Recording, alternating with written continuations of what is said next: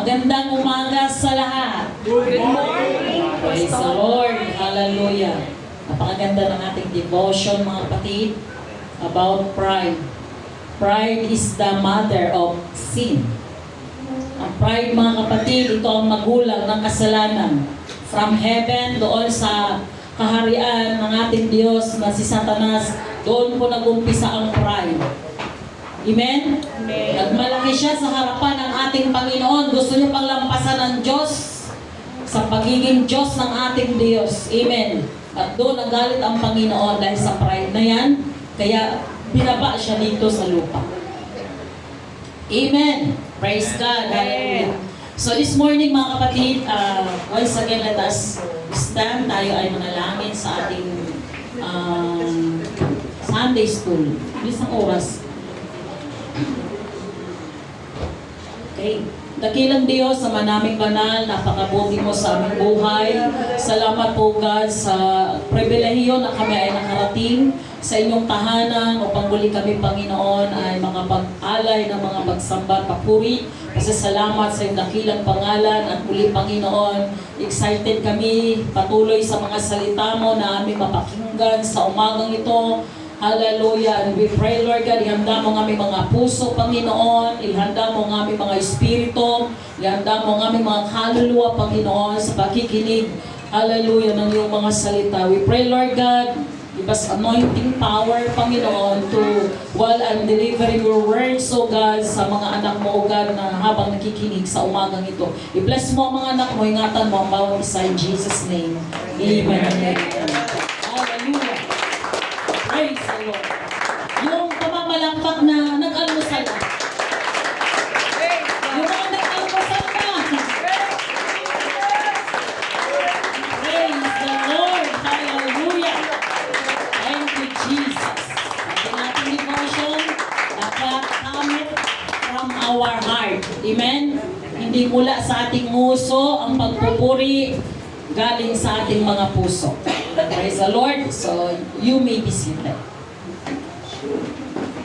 Amen. So, pag-aralan natin sa umagang ito ang victory over discouragement. Amen. Hallelujah. Tagumpay laban sa panghihina ng loob. Wala tayo nakakaranas sa mga panghihina ng kalooban. Amen. Amen. Lahat tayo nakakaranas sa mga discouragement. Amen. Praise God. Pero ang nais ng ating Panginoon, pagtatagumpayan natin ang mga discouragement sa ating buhay. Kasi kung hindi natin pagtatagumpayan ito, matatalo tayo, mga kapatid. Amen.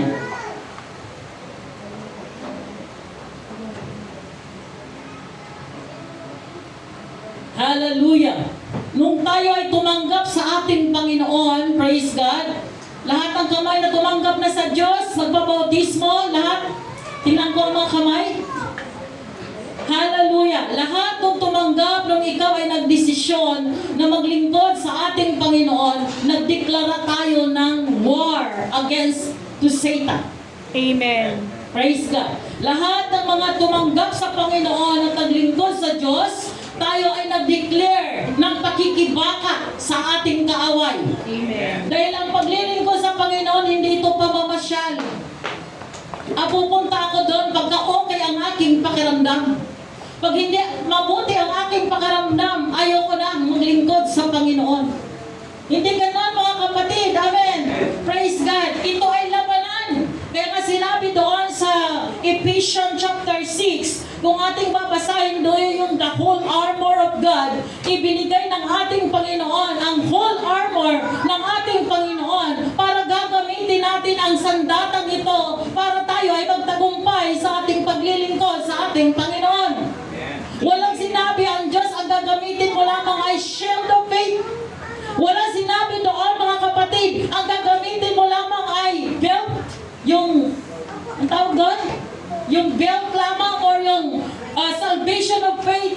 Wala tayong pipiliin doon, mga kapatid. Lahat ay ating i-apply ang mga bagay nito na naroon na nakalagay doon, mga kapatid, sa Ephesians na yon. The whole armor, kailangan natin itong i-apply lahat para tayo magtatagumpay sa paglilingkod natin sa ating Diyos. Amen. Amen! Gusto niyo bang tumagal sa paglilingkod sa Diyos? Amen. Gusto ba nating manatili hanggang sa araw ng pagbabalik ng Panginoon? Amen. Praise God! So i-apply natin ang the whole armor of God. Amen. Basahin niyo yun doon sa Ephesians chapter 6. The whole chapter. Ating basahin para maunawaan natin ang context kung ano sinasabi ng Biblia. Amen. Okay, basa tayo ng ating key verse, the 1 King chapter 19, 1 up to 15. Praise God. So, anuhan niyo ako sa pagbabasa. Yung malakas ang boses, yung parang microphone ang gusto ko. O kaya gumamit kayo ng microphone nang marinig. 1 King chapter 19, 1 to 15. At sinaysay ni Akab kay Jezabel ng... Ulitin mo ito.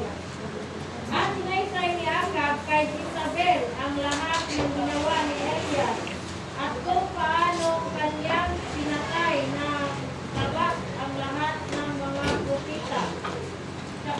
Verse 2. Nang magkagayoy, nagsugo si Jezabel ng sugo kay Elias na nagsasabi, ganito ang gawin sa akin ng mga Diyos. At lalo na kung hindi ko gawin ang buhay mo na gaya ng buhay ng isa sa kanila, kinabukasan sa may ganitong panahon. Verse 3. At nang makita niya at bumangon siya, at yumaon dahil sa kanyang buhay, at naparoon sa Beersheba, at nauukol sa Juda, at iniwan ang kanilang lingkod doon. Verse 4. Ngunit siya'y lumakad ng paglalakbay ng isang araw sa ilang at naparoon, at umupo sa ilalim ng isang punong kahoy ng Inebro, at siya'y humiling sa ganang kanya na siya'y mamatay sana. At nagsabi, sukat na, ngayon, O Panginoon, kunin mo ang aking buhay, sapagkat hindi ako mabuti kaysa aking mga magulang. Verse 5. At siya'y nakahiga at natulog sa ilalim ng punong kahoy na inibro, at narito, pinalabit siya ng isang anghel. At sinabi sa kanya, ikaw ay gumising at kumain. Sa verse 6. At siya'y tumingin at narito, na sa kanyang ulunan ang isang munting tinapay na luto sa bagat at isang sarong tubig. At siya'y kumain at uminom at nahiga ulit. Sa verse 7. At ang anghel ng Panginoon ay nagbalik na ikalawa. At kinalabit siya. At sinabi, ikaw ay bumangon at kumain, sapagkat ang paglalakbay ay totoong malayo sa ganang iyo. So verse 8. At siya'y bumangon at kumain at uminom, at siya'y yumaon sa lakas ng pagkain niyaon, na 40 araw at 40 gabi hanggang sa Horeb, sa bundok ng Diyos. Tuloy po ba? Hanggang 15. Verse 9. At siya'y naparoon isang luhid at tumuloy roon, at narito ang salita ng Panginoon ay dumating sa kanya, at sinabi niya sa kanya, ano ang ginagawa mo rito, Elias? At sinabi niya, ako'y naging totoong marugdog dahil sa Panginoon, sa Diyos ng mga hukbo, sapagkat pinabayaan ng mga anak ni Israel ang iyong tipan. Ipinagsak ang iyong mga dambana at pinatay ng sabat ang iyong mga propeta. At ako lamang ang naiwan. At kanilang pinag-uusig ang aking buhay upang piliin. Sa verse 11. At kanyang sinabi, ikaw ay lumaon at lumayo ka sa ibabaw ng bundok sa harap ng Panginoon. At narito, ang Panginoon ay nagdaan at bumubuka na ang mga bundok sa pamamagitan ng isang malaki at malakas na hangin, at pinagputol-putol ang mga bato sa harap ng Panginoon. Ngunit ang Panginoon ay wala sa hangin. lindol. Ngunit ang Panginoon ay wala sa lindol. At pagkatapos ng lindol ay apoy. Ngunit ang Panginoon ay wala sa apoy. At pagkatapos ng apoy ay isang marahang bulong ng tinig. At nangyari nang marinig ni Elias ay tinakpan niya ang kanyang mukha ng kanyang balabal at lumabas at tumayo sa pasukan sa yungib. At narito, dumating ang isang tinig sa kanya at nagsasabi, ano ang ginagawa mo rito, Elias? At kanyang sinabi sa verse 14, ako'y naging tutuong marugdog dahil sa Panginoon, sa Diyos ng mga upo, sapagkat pinabayaan ng mga anak ni Israel ang iyong sipal. Iginagsak ang iyong mga dambana at pinatay ng tabak ang iyong mga propeta. At ako lamang ang naiwan at kanilang pinag-uusig ang buhay ko upang kitliin. Sa verse 15, at sinabi ng Panginoon sa kanya, ikaw ay umahon, bumalik ka sa iyong lakad sa ilang ng Damasco. Sa pagdating mo ay iyong pahiran ng langis ni Hazael upang maging hari sa Syria. Thank you. Okay, praise God. So, eto mga kapatid, ang pangyayari sa sitwasyon ni Elias, Prophet Elijah, amen, na siya po ay pinersecute ni Jezebel, amen. Siya po ay tinakot, amen, no, after ng labanan, napatay niya yung 450 na propeta ni Baal, no, kasi that time mga kapatid, no, mayroon silang religion din na ginagampanan itong si Jezebel at ang kanyang mga members ay yung mga propeta ni Baal. At dahil nagalit siya nang pinatay ni Jezebel, ni Prophet Elijah, nagalit siya na pinatay yung kanilang mga propeta, dahil wala na siyang kasamang magsamba sa kanilang mga Diyos-Diyosan. Amen.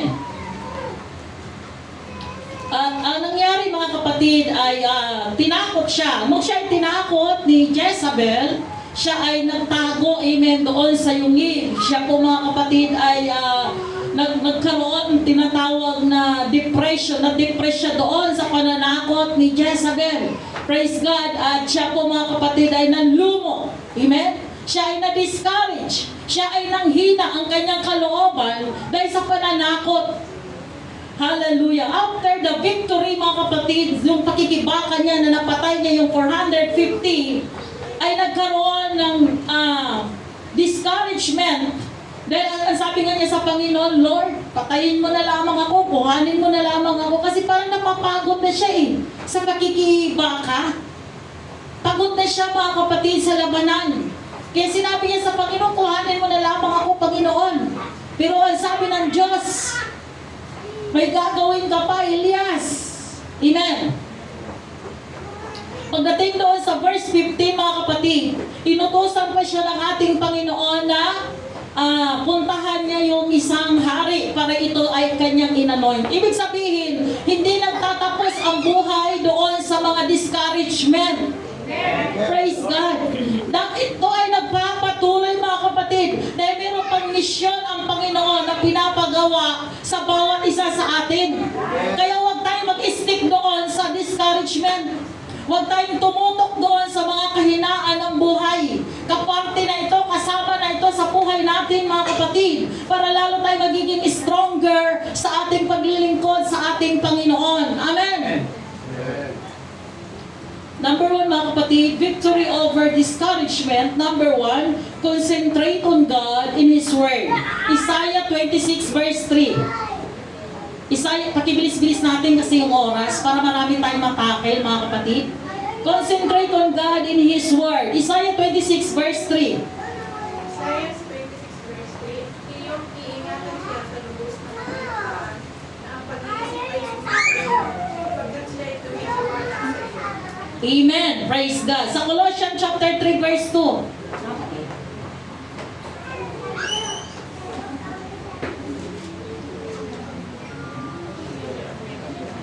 Colossians 3:2, ilagang ninyo ang inyong pag-iisip sa mga bagay na nasa itaas, huwag sa mga bagay na nasa ibabaw ng lupa. Yes. Amen. So, i-concentrate natin ang ating kaisipan saan? on things above, not on things on the earth. Dahil kapag nakatingin tayo mga kapatid sa mga bagay sa mundong ito, tayo po ay matitisod. Kaya nga, dapat tayo ay nakapag-concentrate doon sa salita ng Diyos. Sabi ng Psalms, your word is a lamp unto my feet, in a light unto my path. Amen. Siya yung liwanag, ang salita mo ay liwanag sa aking daraanan. Praise God, nagbibigay liwanag sa madilim na ating hakbangin sa buhay. Ang salita ng Diyos nagbibigay kaliwanagan sa ating kaisipan. Kaya dapat nakatuon tayo sa salita ng ating Panginoon para hindi tayo mapapahamak sa buhay. Huwag natin pakinggan mga kapatid yung mga salita na nasa labas. Dahil pag nakarinig ka ng mga bad report, pag nakarinig tayo ng mga negatibo mga kapatid, manghihina tayo. Lalo tigit pag-uusapan natin yung ating kapwa mananampalataya, yung kapatid natin sa Panginoon. Pag pinag-uusapan natin mga negatibo, manghihina din tayo mga kapatid. Pero pagka nakakonsentrate ang mind mo sa salita ng ating Panginoon, pinapalakas po tayo ng salita ng ating Diyos. Amen. Wala ka namang matagpuan sa Biblia na dinidiscourage ka ng salita ng Diyos. Amen. Di ba mga kapatid? Wala tayong nabasa sa Biblia na panghihinain tayo ng salita ng Diyos, but more on encouragement ang ating naririnig pagdating sa salita ng Diyos mga kapatid. Naaayos ang ating espiritu sa harapan ng ating Panginoon. Natututo tayong lumakad ng naaayos sa kalooban ng Diyos dahil ang salita ng Diyos, hallelujah, nagbibigay kaliwanagan sa ating mga kaisipan. Praise God. Kaya pag may mga bad report, may mga gossip mga kapatid, meron tayong naririnig na mga destructive criticism, ito po ay re-reviewin natin. Ops, pag hindi ka bumuti, huwag mo nang tanggapin. Di ba? Amen. I-practice natin. Pero kapag ikabubuti natin mga constructive criticism mga kapatid, pwede natin i-accept. Amen. Hallelujah. So aware tayo. Dapat nakakonsentrate tayo lagi sa salita ng ating Panginoon. Amen. Number 2, obey the Spirit direction. O, anong ginawa ni Prophet Elijah? Hallelujah. Doon sa 12 to 15. Diba? Sinunod niya kung ano yung direction ng Panginoon. Ang sabi ng Diyos, bumalik ka doon kung saan ka nang galing. Dinirect siya ng ating Diyos mga kapatid. Kasi ayaw na nga niyang mabuhay eh. Pero meron pang pinapagawa ang Panginoon sa kanya. Ito yung gagawin mo, Elijah. Bumalik ka sa lugar na yung pinanggalingan. At doon ay i-anoint mo yung hari doon na si Hazael. Praise God. Sabi ng Roma 8:14. Tingnan natin. Meron magbubukas sa Roma 8:14 at meron din magbubukas sa Acts 13 verse 2.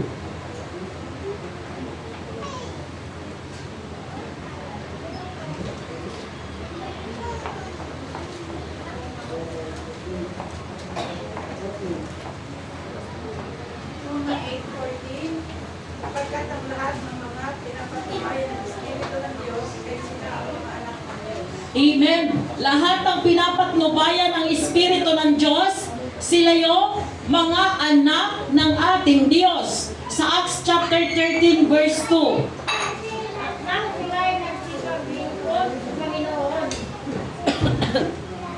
at nag-aayuno, ay sinabi ng Espiritu Santo, ibukod ninyo sa akin si Bernabe at si Saulo sa gawing itinawag ko sa kanila. Amen. Praise God. So ang leading ng Espiritu ng ating Panginoon, nung habang nag-aayuno sila mga kapatid, ay ipinabubukod ng Espiritu sila Bernabe at si Saulo para gawing ano? Isang manggagawa. Para sila ay gawing mga manggagawa para sa gawain ng Panginoon. Kaya dito mga kapatid, kapag ka nag-a-appoint tayo ng mga leaders sa church, dapat sila ay guided ng Holy Spirit. Amen. Dapat meron silang espiritu ng ating Panginoon. Mahirap mamuno mga kapatid na hindi tayo pinapangunahan ng espiritu ng Diyos. Amen. Kasi kung human knowledge lamang, maaari mga kapatid magkakaroon ng division ng church. Pero kapag galing sa Panginoon, ang appointed na yan mga kapatid, pag galing sa Panginoon, ang direction na itinuturo ng Panginoon, kung sino yung taong ilalagay mo dyan, amen, magtatagumpay ang plano ng ating Panginoon. Amen. Number 3, never dwell in your failure and shortcomings. Huwag po tayong manahan mga kapatid sa ating mga pagkakamali at sa ating mga pagkukulang sa buhay. I mean mga kapatid, huwag kang mag-stick sa mga bagay na yun, but mag-move on ka. Amen? Failure is not final ng buhay natin. Yung mga pagkakamali, pagkukulang natin, hindi nagtatapos ang buhay natin doon. Amen? Hindi tayo doon mananatili. But tayo, sabi nga, tayo babangon. Tayo mga kapatid, hallelujah, ay mag-wake up sa ating paglilingkod sa ating Diyos. Amen. Hallelujah. Tingnan natin ang Philippians chapter 3, 13 and 14. At meron magbubukas sa Isaiah 43, 18 to 19.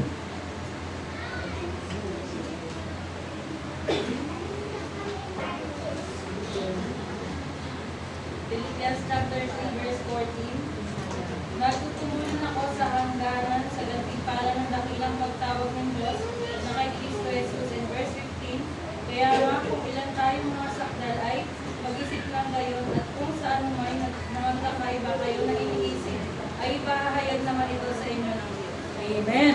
Praise the Lord.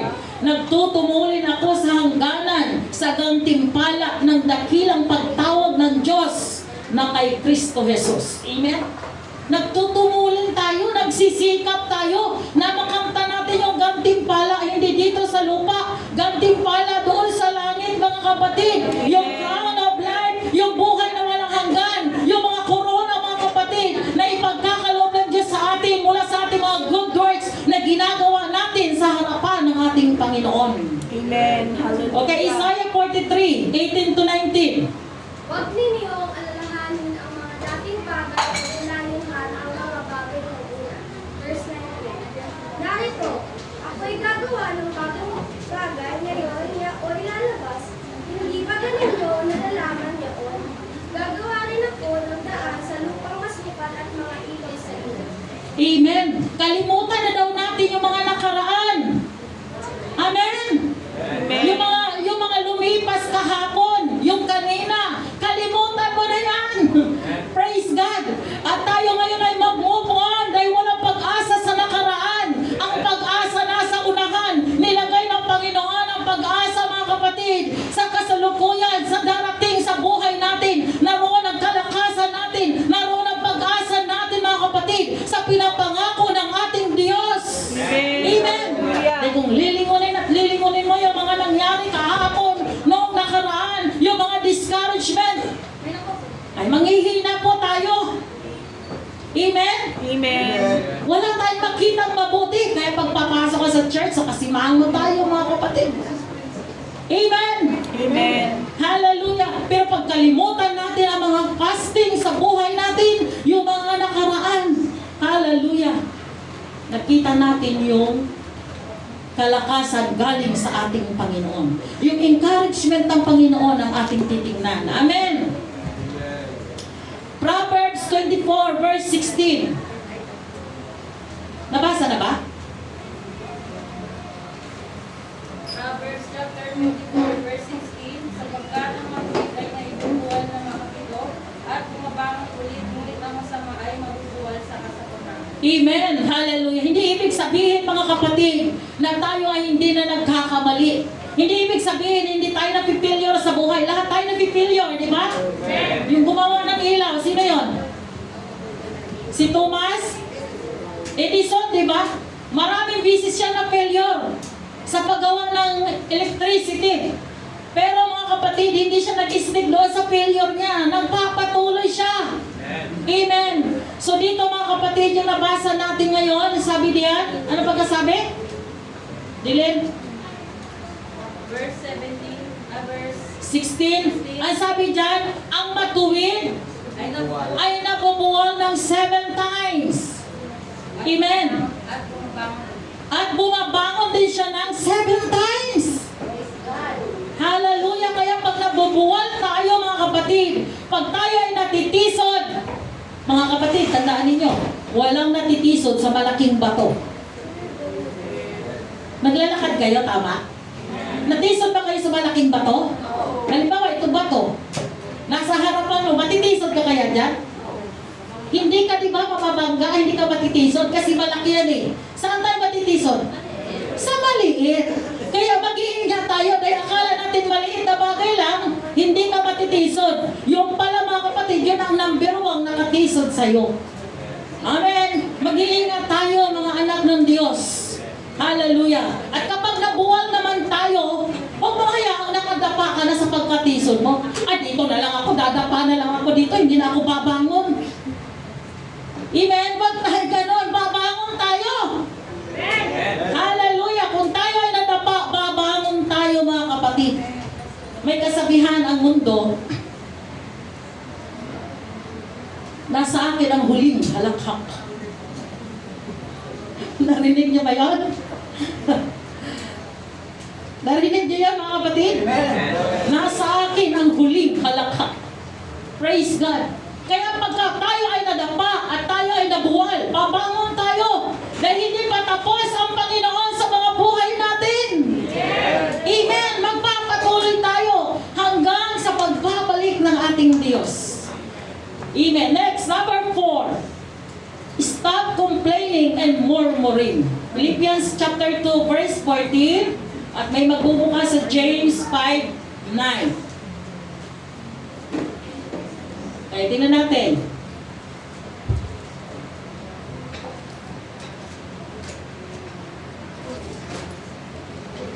Philippians 2:14, gawin ninyo ang lahat ng mga bagay na walang mga bulong at pantasado.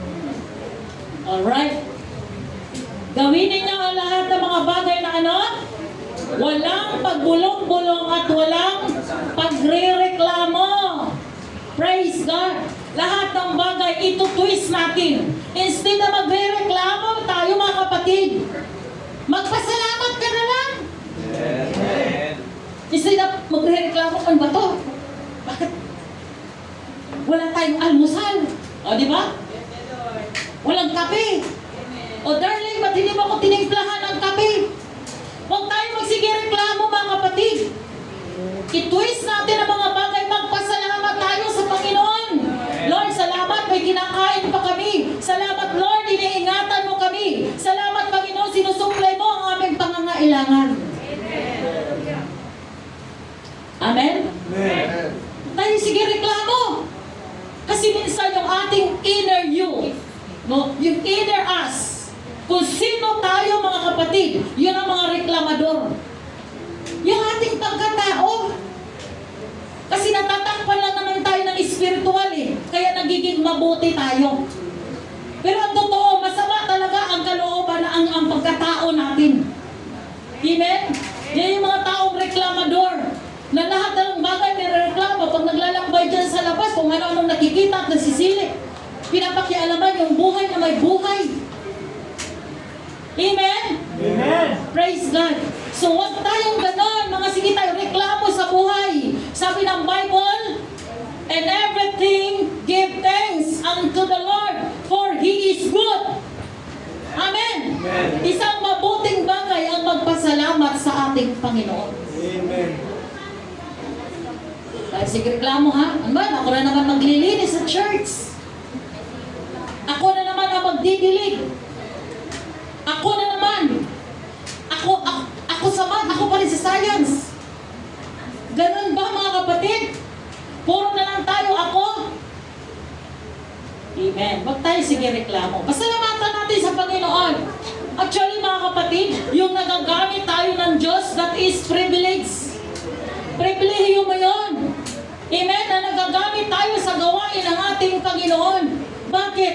Pasalamat tayo. Di ba sa Panginoon, sino ka ba para magreklamo? Niligtas ka lang ng ating Diyos. Sino ba tayo mga kapatid magmalaki sa Panginoon? Pinatawad lang tayo ng ating Diyos. Amen. Amen? Napagpasalamat tayo sa Diyos na tayo naligtas. Gagawin ko to Panginoon, masaya ako dahil sa ginawa mo sa aking kaligtasan.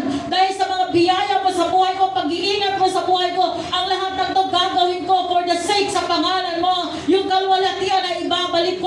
sa'yo.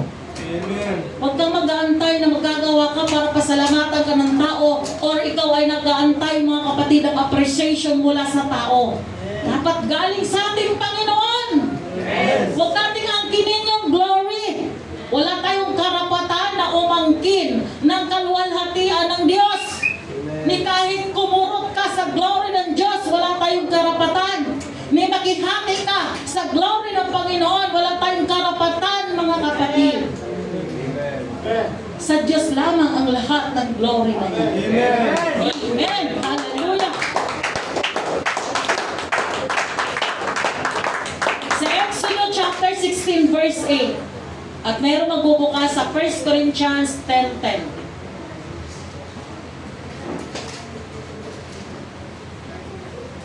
Exodus chapter 16 verse 8. At sinabi ni Moises, ito'y mangyayari. Pagbibigay ng Panginoon sa inyo ng kinahapunan ng karne na pagkain. At sa kinaumagahan ng pagkain na makabubusog. Sapagkat naririnig ng Panginoon ang inyong mga pagpapasala sa inyong mga inaakusala laban sa Kanya. At ano kami, ang inyong mga pag-akusala ay hindi laban sa amin, kundi laban sa Panginoon. Amen. Kanyo, ang bayan ng Israel, pinapakain na nga ng Diyos araw-araw ng mga mana, mga kapatid. Pero naroon pa rin yung kanilang pagrereklamo. Against sila sa leadership ni Moises. Kasi dinala sila doon sa wilderness. Na doon walang pagkain, walang tubig. Lahat nirereklamo ng bayan ng Israel. Pero ano sabi ni Moises? Hallelujah. Ang inyong ginawang pagrereklamo hindi lamang sa amin kundi laban din sa ating Panginoon. Alam niyo ba, pag nagrereklamo tayo sa mga lingkod ng Diyos, sa pastor na nilagay sa inyo, yung mga leaders natin na nilagay sa atin, kapag tayo nagrereklamo mga kapatid, automatic nagrereklamo tayo sa Diyos. Ibig sabihin, minamaliit natin ang Panginoon. Amen? Amen. Tandaan ninyo mga kapatid, kahit sinong ilagay dito sa unahan natin, bata man yan, matanda man yan, igagalang natin yan. Kasi galing po yan sa ating Panginoon. Amen. Amen.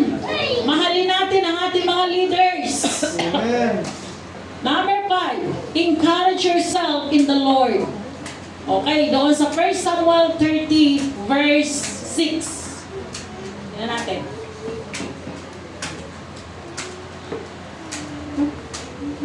First Samuel 30 verse 6.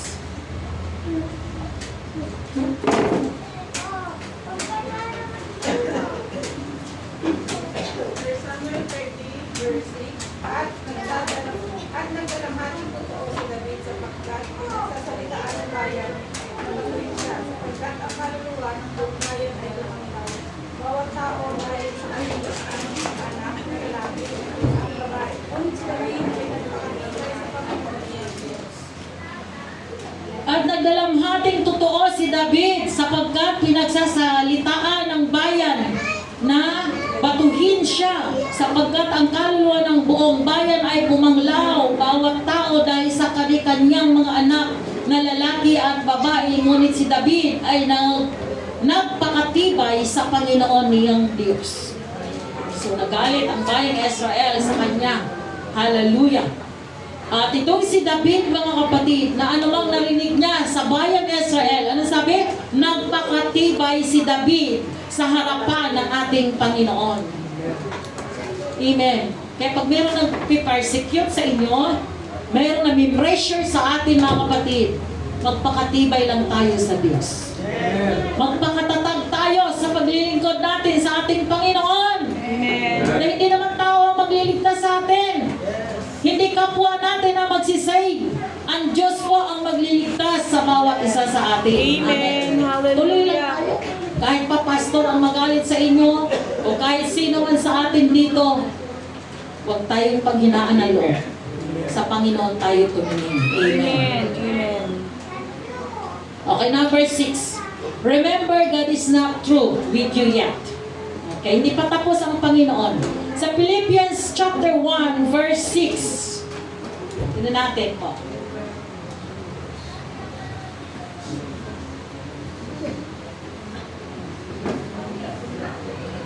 yung iba parang walang mga Bible. Nakakalungkot naman. Philippians chapter 1 verse 6. Na ako'y may lubos ng pagkakatiwala sa bagay na ito, na ang nagpasimula sa inyo ng mabuting gawa ay lulusin hanggang sa araw ng Kristo.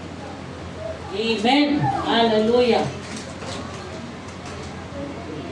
Sabi natin yung Philippians 1:6.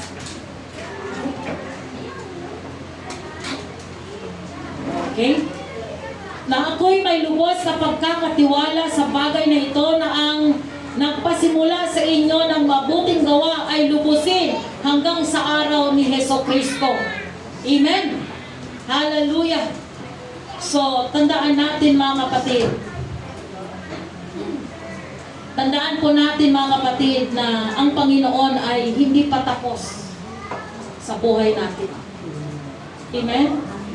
Nagpapatuloy kayo pag inisip mo na ikaw ay natisod, ikaw ay naghihina, magpapatuloy tayo na merong Diyos na patuloy na binabago ang buhay natin araw-araw. Amen. Mayroong Diyos mga kapatid na aabot sa lahat ng ating sitwasyon sa buhay. Nasasabihin mo, ako kaya ay kaya pang baguhin ng Panginoon? Ako kaya ay kaya pang tulungan ng Diyos? Ako kaya ay kaya pa ng ating Panginoon na pagpalain?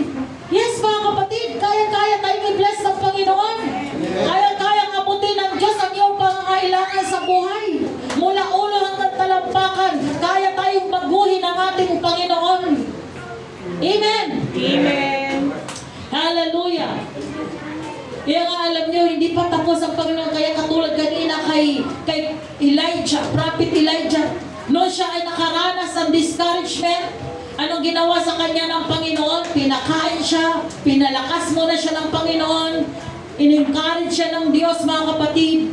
Nung habang siya lumalapit na nanalangin sa Panginoon, talagang isinuko na niya ang buhay niya, pero kinausap siya ng Diyos. Ang sabi ng Panginoon, Elijah, may gagawin ka pang misyon. Amen. Kaya sabi ng Panginoon, sige, bumalik ka at basbasan mo doon yung hari. Yung mission niya, pagkatapos ng discouragement sa buhay, meron na naman trabahong pinagawa ang Diyos sa kanya. Amen. Sa atin, may purpose ang Diyos. Bakit tayo naririto sa church na ito? Right. Pag wala ka na sa church na ito, wala nang purpose ang Diyos sa buhay mo. Amen? Amen. Pag naririto ka, may purpose pa, may layunin pa sa iyo ang ating Panginoon. Kaya magpapagamit tayo sa Diyos. Amen. May mission pang pinapagawa ang Panginoon sa iyo at sa akin. Praise God. Kaya sundin natin ang ating Panginoon. Amen? Hindi po ang ating mga kalooban. Last mga kapatid. Victory over discouragement. Number 7, praise God in the midst of discouragement. Purihin mo ang Panginoon sa gitna ng iyong mga kahinaan. Magpuri ka lang.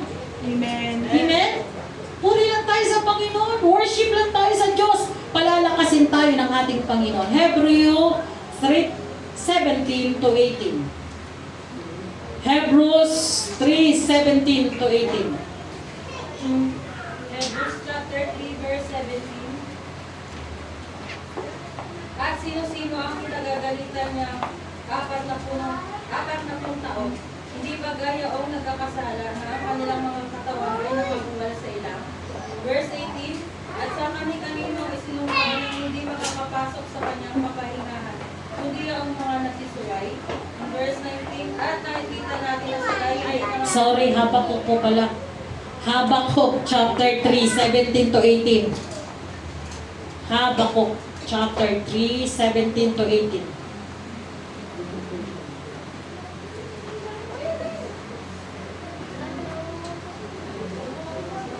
Bagamat di namumunga ang puno ng higos at hindi rin namumunga ang ubas, kahit na maantala ang namumunga ng ulibo at walang anihin sa mga siring, kahit na mamatay lahat ng mga tupa at magkawala ang mga baka sa kulungan, magagalak pa rin ako at magsasaya dahil sa yaw ng Diyos na magliligtas sa akin. Amen. Narinig niyo ba yon mga kapatid? Amen. Sapagkat bagamat ang puno ng igos ay hindi namumulaklak, ni magkakaroon man ang bunga sa mga puno ng ubas, ang bunga ng olibo ay maglilikat at ang mga bukid ay hindi na magbibigay ng pagkain. Ang kawan ay mahihiwalay sa kulungan at hindi na magkakaroon ng kabakahan sa mga silungan. Gayon may, magagalak ako, sabi ni Habakuk, sa Panginoon. Ako'y magagalak sa Diyos ng aking kaligtasan. Amen? Hindi tayo nakadepende sa sitwasyon kung anong season meron ka. Right. Amen? Praise God. Hindi dyan nakadepende. Dapat tayo kung anong mayroon tayong pinagdadaanan sa buhay. Kung anong ating sitwasyon sa buhay, mga kapatid. Hindi dapat nakabase tayo dyan. Amen? May problema man tayo, wala tayong problema, maglilingkod, magpupurit, sasamba tayo sa Panginoon. May pira ka man at wala kang pera, maglilingkod ka, sasamba ka, maglilingkod ka sa ating Panginoon. May discouragement ka man, may tagumpay ka sa buhay, maglilingkod ka. For the sake sa ating Diyos, mga kapatid, dahil siya ay Diyos na mga buhay natin. Amen. Siya yung nagbigay sa atin ng buhay, lakas, pag-asa. Siya yung nag-iingat. Siya yung Diyos natin na tagapagligtas sa ating mga kaluluwa. Amen. Praise God. Kaya hindi dapat nakaset up ang ating kaisipan, amen, sa mga discouragement. Pagkos, mga kapatid, sasambahin natin ang Panginoon sa ating espiritu at katotohanan. Hallelujah! Pag sinabing espiritu at katotohanan, yung hindi yung espiritu ng Diyos, ha? Yung espiritu natin, yung puso natin, sasamba tayo sa katotohanan ng salita ng ating Panginoon. Hallelujah! Totoo ang salita ng Diyos. Magpuri ka lang, lalakas ka na eh.